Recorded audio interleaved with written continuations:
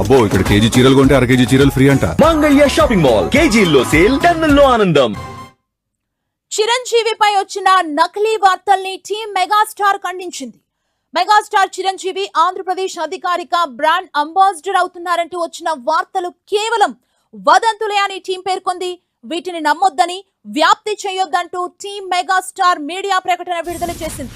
ఇలాంటి ధృవీకరించని నకిలీ సమాచారాన్ని పట్టించుకోవడం లేదా ప్రచారం చేయడం మానుకోవాలంటూ టీం మెగాస్టార్ చిరంజీవి విజ్ఞప్తి చేసింది.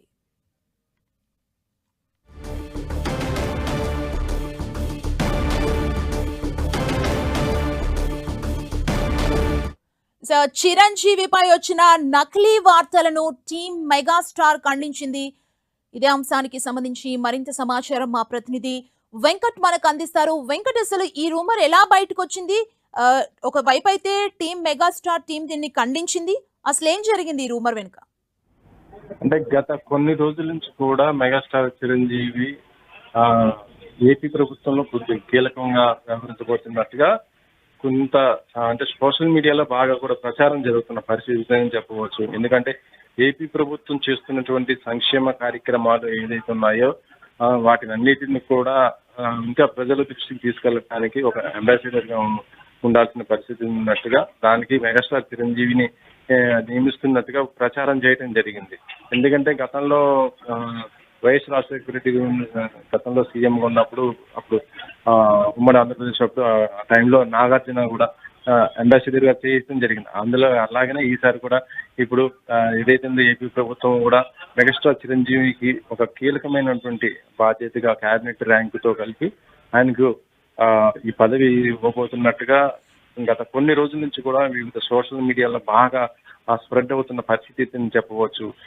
అయితే ప్రస్తుతం దీనికి సంబంధించి ఇప్పుడు మొత్తం కూడా మెగాస్టార్ చిరంజీవి సంబంధించి వాళ్ళ టీం దీనిపైన ఒక క్లారిటీ కూడా ఇవ్వడం జరిగింది.